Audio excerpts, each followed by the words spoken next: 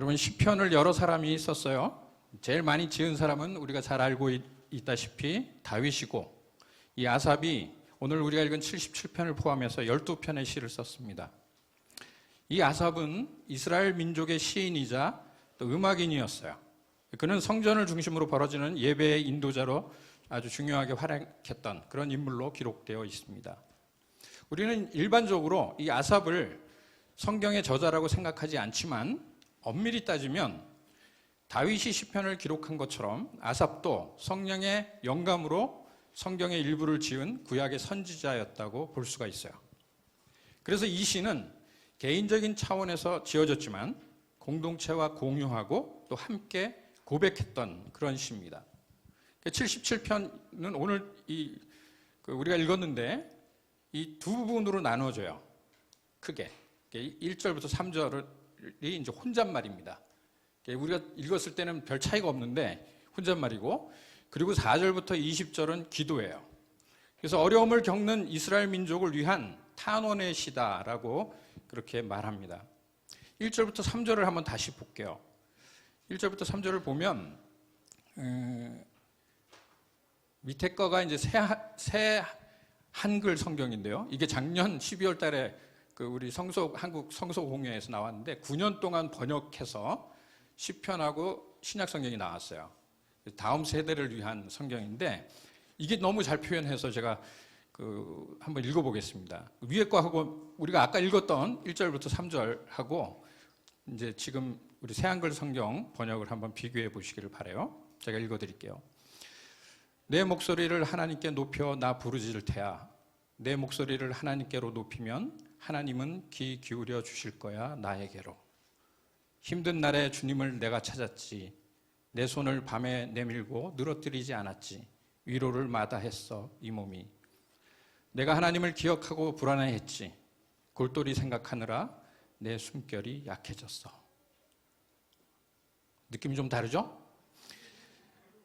근데 오늘 이 아삽의 모습은 굉장히 마음이 답답하다는 생각이 들어요. 굉장히 힘들고 어려운 시절을 맞이하고 있다고 그렇게 보여집니다.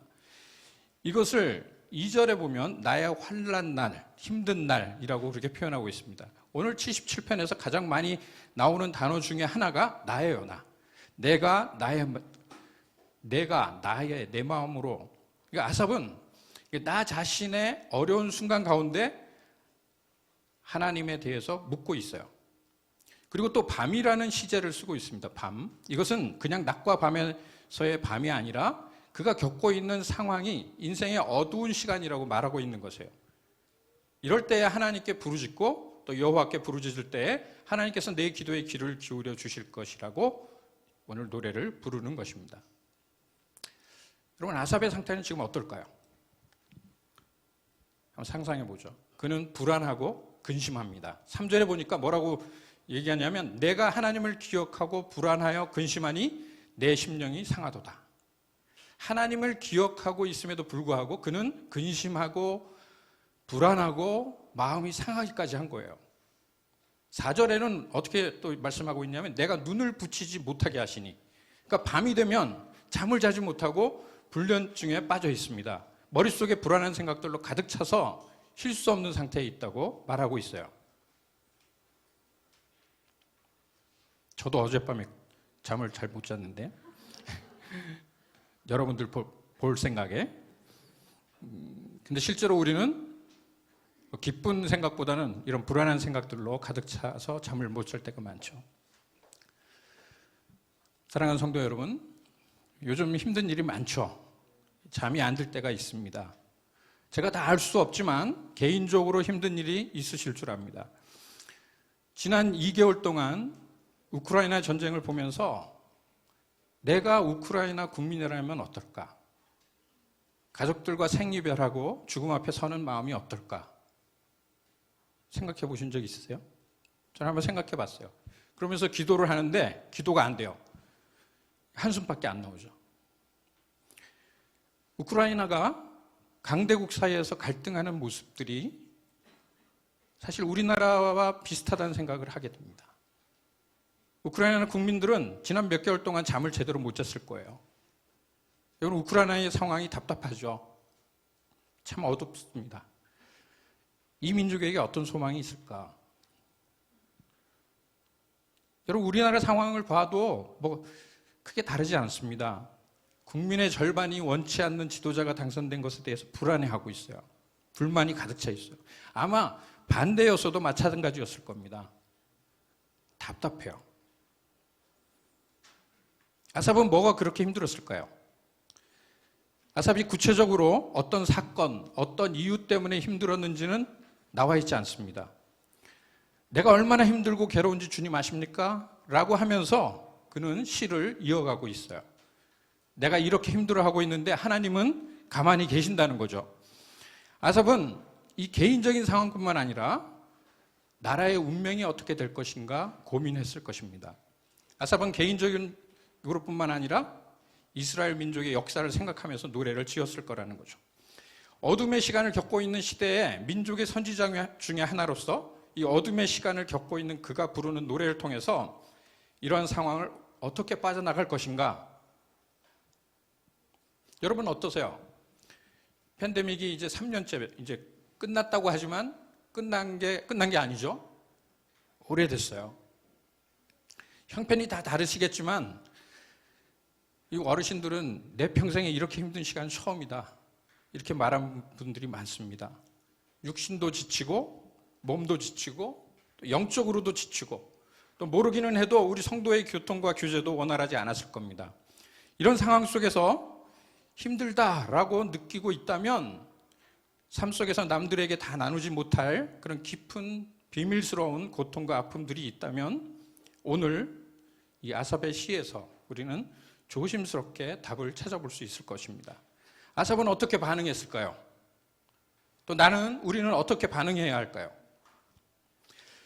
오늘 아삽이 처음 했던 것은 뭐냐면요. 아주 특별하게 했던 것은 일반적이진 않아요. 특별하게 했던 게 뭐냐면 기억했다는 겁니다. 기억. 이게 당연한 것은 아니고요. 조금 특별한 것 같아요. 기억했다. 5절에 보면 내가 옛날 곧 지나간 세월을 생각하여 싸우며 밤에 부른 노래를 기억하며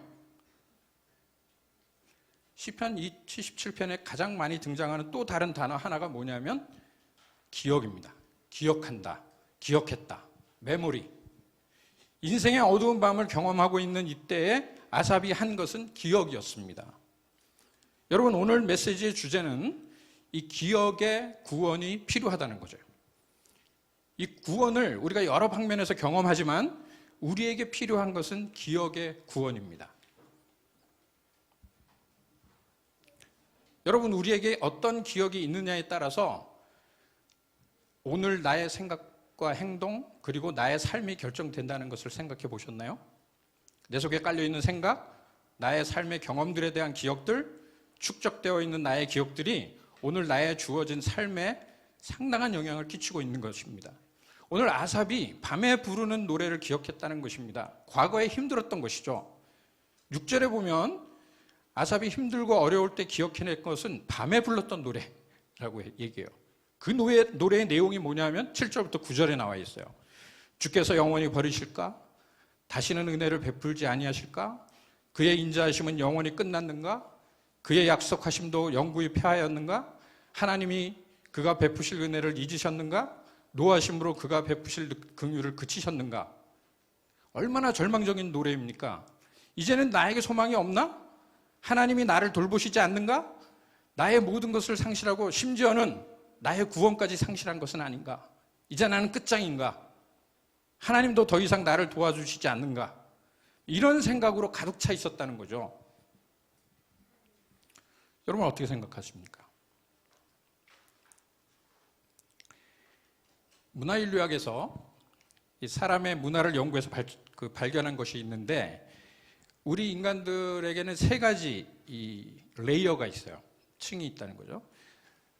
제일 겉에는 우리가 이제 생각해서 이렇게 어떤 행동을 하는 게 나타나는 거고 그 다음에 깔려 있는 게 우리의 신념, 가치 체계입니다. 그리고 가장 밑에 깔려 있는 게 이제 세계관이죠. 우리 세계관이라는 말은 우리 교회에서도 많이 쓰는 말이잖아요. 이 세계관은 한 사람이 또 한 집단이 세계를 보는 관점입니다. 세계를 어떻게 보느냐는 거죠. 안경과 같습니다. 노란 안경을 쓰고 보면 세상이 다 노랗죠. 빨간 안경을 쓰고 보면 세상이 다 빨갛습니다. 세계관은 우리의 행동이나 또 생각과 신념보다 더 밑에 깔려 있는 거예요. 여러분, 태어나 보니까 나는 한국에서 살고 있고 김치를 먹고 있고, 태어나 보니까 아주 치열한 경쟁 사회 속에서 살고 있습니다. 내가 살고 있는 내 환경 속에서 벌어지고 있는 일들이 나의 세계관을 형성하는 거죠. 그런데요, 우리는 살다 보면 내가 믿고 있는 신념대로 살지 않고 엉뚱한 짓을 하게 되는 나를 발견하곤 해요. 왜 그럴까요? 세계관이 지배를 하고 있기 때문에 그래요. 그러니까 기본적으로 깔려있는 것을 극복하기 어렵다는 것이죠. 이 세계관의 문제가 한 사람 한 사람의 인생을 이끌어간다는 것입니다. 인생의 오랜 경험을 통해서 우리에게 익숙해져 버린 관점이 있다는 것이죠. 그것이 장점일 수도 있고 단점일 수도 있습니다. 그것은 읽고 학습해서 되는 것이 아니라 우리 안에 형성되어 있는 관점이에요. 한번 생각해 보세요, 여러분. 어릴 때부터 내가 자라면서 부모님에게 학대받은 기억이 쌓여져 있어요. 버림받은 기억, 배고팠던 기억이 쌓여져 있습니다. 상실감, 배신감, 이런 삶의 경험들이 우리의 삶에 영향을 미친다는 것을 부인할 수가 없습니다. 여기서 아삽이 경험했던 것처럼 개인적으로 또 민족적으로 절망을 경험한 일이 있어요. 예를 들면 여러분, 우리 중에 그런 분은 없겠지만 전쟁을 경험한 세대와 경험하지 못한 세대, 군사 독재를 경험한 세대하고 경험하지 않은 세대, BTS를 아는 세대하고 BTS를 모르는 세대, 그들이 경험했던 것들이 다르기 때문에 현재 벌어지고 있는 일에 대한 판단과 생각이 다 달라요. 야, 너 왜 그렇게 생각하니? 라고 말할 수가 없는 겁니다. 아삽에게도 이러한 관점이 있다는 것이죠. 주께서 나를 버리실까? 주님 도대체 어디 계십니까? 내가 뭘 잘못했나? 여러분은 어떤 세계관에 빠져 있나요? 나는 도대체 어떤 세계관에 빠져 있는 것인가? 여러분, 질문합니다. 여러분의 자녀는 지금 어떻게 성장하고 있나요? 우리 주님의 은혜 교회 성도들이 그럴 리는 없겠지만 만약 여러분의 자녀들이 소위 성공 신화에 빠져 있다고 합시다. 그러니까 어렸을 때부터 수고하고 애씀으로 또 어떤 결과를 통해서 성취하지 못하면요, 나는 실패자다. 이렇게 생각하면 이건 율법주의적인 패러다임이죠. 나의 노력으로 이루지 못하면 나는 실패자다. 그래서 정말 열심히 해서 뭔가를 이루게 됩니다. 좋은 대학을 가고 좋은 직장을 갑니다. 제 아들이 대학을 가서 그런 얘기를 해요. 동네 제가 미국에서 살던 동네 고등학교에서 그래도 이제 공부를 좀 했었죠. 그래서 대학에 가니까 전국에서 1등, 1, 2등 하던 애들이 다 모여 있는 거예요. 제가 아는 젊은이들이 저는 근처에도 가보지 못한 대학을 나오고서도 실패자로 사는 사람들이 있어요. 실패자로 살아요. 왜? 성공신화라는 그 세계관 속에 빠져 있기 때문에 그렇습니다. 여러분은 어떤 세계관에 빠져 있나요? 여러분들은 자녀들에게 어떤 세계관을 조성하고 또 자기 자신의 삶을 어떻게 살아가고 있는지 한번 생각해 보시기 바랍니다. 그런데 이 아삽의 경우에는 그 안에 영적인 전쟁이 일어나고 있는 거예요. 그러니까 싸움이 일방적이지 않았던 것입니다. 그래서 10절부터 대반전이 일어나요. 그러니까 10절에 보니까 이는 나의 잘못이라. 앞에 있었던 자기가 한 절망적인 기억, 밤에 불렀던 노래의 세계관을 쭉 늘어놓고 하는 말이 이건 잘못됐다. 내 기억은 이게 다가 아니라는 거죠. 이것만 가지고는 안 된다. 기억 속에 영적인 갈등이 일어나기 시작을 합니다. 그리고 지존자의 오른손의 해가 나옵니다. 지존자라는 건 스스로 있는 자죠. 스스로 있는 자. 하나님의 오른손은 능력입니다. 해는 years, 여러 해, 시간을 의미하고 복수예요. 그러니까 하나님의 능력의 해, 하나님이 능력으로 행하셨던 모든 시간들을 기억한다. 그러면서 그 일들에 대해서 그가 작은 소리로 읊조린다라고 말씀합니다. 읊조린다는 것은 묵상한다는 말이죠. 영어로 리사이트예요. 여러분, 어떻게 우리의 기억이 구원받을 수 있을까요? 아삽은 먼저 하나님이 행하신 일들을 기억한다고 그렇게 말합니다. 12절 말씀이에요. 주의 모든 일을 작은 소리로 읊조리며 주의 행사를 낮은 소리로 되뇌인다. 영어로 리사이트 한다. 오랫동안 그것을 함으로써 나에게 익숙해진 것을 말합니다. 음악하는 분들은 잘 알죠. 음악하는 분들이 리사이트를 한다고 그래요. 아무 준비 없이 나와서 연주하는 것이 아니라 끊임없이 반복해서 관중 앞에서 리사이트를 하는 겁니다. 그러니까 오랫동안 몸에 배한 것을 의미하죠. 끊임없이 반복하는 것은 서툴지 않아요. 연주를 잘하는 전문가들은 자기가 거기 빠져서 몸과 마음이 익숙해져 있는 것을 끄집어내는 것입니다. 그러니까 이 아삽에게는 어떤 기억이 있냐면요, 하나님이 구원하셨던 그 역사의 기억이 있어요. 그것은 개인의 역사만이 아닙니다. 자기가 어린 시절부터 듣고 배웠던 이스라엘 민족의 역사들, 출애굽 사건과 수많은 놀라운 기적의 역사들, 그의 마음 가운데 쌓여있던 스토리들이 있어요. 스토리텔링이 중요해요. 자신이 그 구원의 스토리, 하나님의 스토리에 설득되는 세계관에 있었다는 것이 발견되는 거죠. 그 스토리를 끊임없이 어떻게 한다? 리사이트 한다는 거죠. 읊조리고 또 읊조린다는 거죠. 이 안에서 영적인 싸움이 일어나요. 무엇과 무엇의 싸움일까요? 한쪽에는 하나님의 스토리가 있고 또 한쪽에는 밤에 불렀던 절망의 스토리가 있는 거죠. 그러니까 내 앞에는 아무런 길이 없어. 나는 재수 없는 인간이야. 나는 실패자야. 그런 마음 속에 구원의 스토리, 구원의 기억들이 찾아졌다는 것입니다. 그래서 이 세계관의 전투가 벌어지고 그 안에서 무엇이 나의 삶을 드려야 할 스토리인지 그가 기억해야만 하는, 리사이트 해야만 하는 것이 어떤 것인지 그것을 알았다는 것이죠. 그 안에서 기억의 구원이 이루어지고 있는 것이에요. 여러분, 그래서 우리가 성경 교육을 중요하게 생각하는 거예요. 성경 교육은 중요합니다. 어린 시절부터 이 성경 이야기를 듣는 것은 정말 중요해요. 그냥 교회를 들락날락하는 것이 아닙니다. 창조 이야기도 듣고 홍수의 이야기도 듣고 출애굽 이야기도 듣고 만나 이야기도 듣고 다니엘이 사자굴에 들어갔다가 살아난 이야기도 듣고 다니엘과 세 친구가 풀무불에 들어갔다가 살아난 이야기도 듣고 다윗이 골리앗을 물리친 이야기도 듣고 계속 듣고 듣는 겁니다. 이야기를 듣고 또 듣고 듣다가 결국은 이 많은 이야기의 클라이맥스인 예수 그리스도의 십자가 사건을 듣고 그 죽은 예수 그리스도가 부활 승천하셨다는 이야기를 우리가 듣습니다. 이제 한 주 한 주 들었던 이야기가 1년, 2년 반복되는 이야기가 되고 또 크리스마스 이야기가 부활절의 이야기가 되고 끊임없이 마음에 축적되었을 때 그것이 우리들의 또 그들의 세계관을 형성하는 거죠. 그래서 우리가 이 교회력에 따라서 처치 캘린더에 따라서 신앙생활을 하고 또 설교하는 것이 중요한 이유가 여기에 있습니다. 절대로 쉽게 생각하지 마십시오. 아무것도 자기에게 소망이 없다고 생각하는 그 캄캄한 밤에 우리의 기억에서 우리의 마음을 그 어두움에서 건져낼 수 있는 것이 바로 성경의 스토리의 기억입니다. 하나님께서 결국 우리를 승리케 하실 것이라는 그 소망 말입니다. 결국 아삽은 13절에서 이 위대하신 하나님을 찾아내요. 어느 정도로 위대하신가? 자기가 이해한 말로 찾아내죠. 하나님이여 주의 도는 극히 거룩하시오니 하나님과 같이 위대하신 신이 누구오니까? 이 성경 스토리의 기억입니다. 어디에 영광이 있을까요?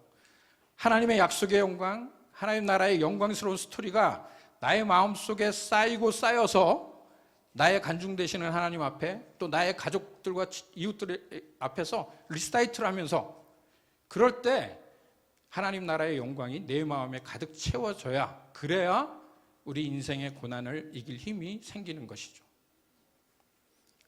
세상을 떠나는 마지막 순간까지도 비참해지는 것이 아니라 얼굴이 환해지고 또 하늘의 영광을 보면서 갈 수 있는 것. 하루아침에 벌어지는 일은 아니라고 생각합니다. 매일의 삶 속에서 우리가 영적인 리사이틀이 쌓여져야지만 가능한 거예요. 이 아삽의 스토리가 기가 막힙니다. 그 안에서 하나님의 위대하심이 어떤 일을 벌이고 있는지 말해주고 있습니다. 기억이 이 시인을 구원해내요. 사랑하는 여러분, 성경은 기억의 책입니다.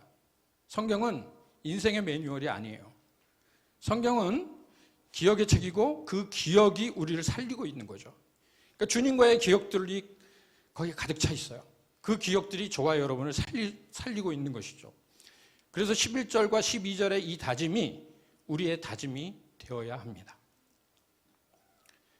어릴 때부터 축적되어 온 말씀들, 지금도 늦지 않았습니다. 말씀을 우리가 사랑해야 돼요. 여러분, 장차 미래에 우리 자녀들에게 이런 환난 날이 없으면 좋겠지만, 그런 힘든 날, 또 환난 날이 닥쳤을 때라도 구원의 스토리를 기억하고 있다면 소망이 있습니다.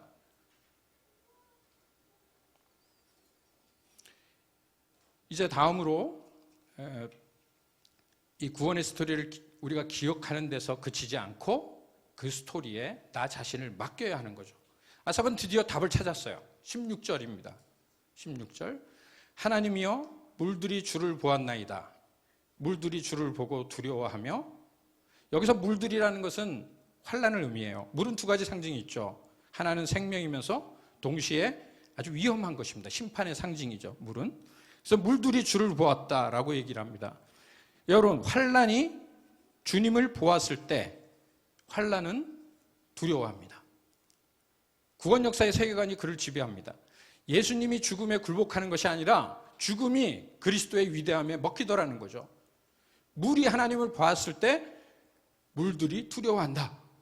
그러면서 19절에 주의 길이 바다에 있었고 주의 곧은 그 길이 큰 물에 있었으나 주의 발자취를 알 수 없었나이다. 이게 무슨 얘기죠? 홍해를 가르고 나오는 사건, 출애굽 사건이죠. 보십시오. 지금 그 구원 역사의 세계관 속에서 답을 찾는 거예요. 어떤 답이죠? 주의 길이 보이지 않습니다. 어떻게 해야 되지? 어디로 가야지? 그런데 주의 길이 큰 물에 있었다고. 여러분, 좌우에 산이 있어요. 뒤에는 이집트 군대가 쫓아오고 있습니다. 앞에는 홍해가 막혀 있습니다. 그런데 하나님의 길이 바다 가운데 있었다. 보이지 않는데 주의 곧은 길이 큰 물에 있었다.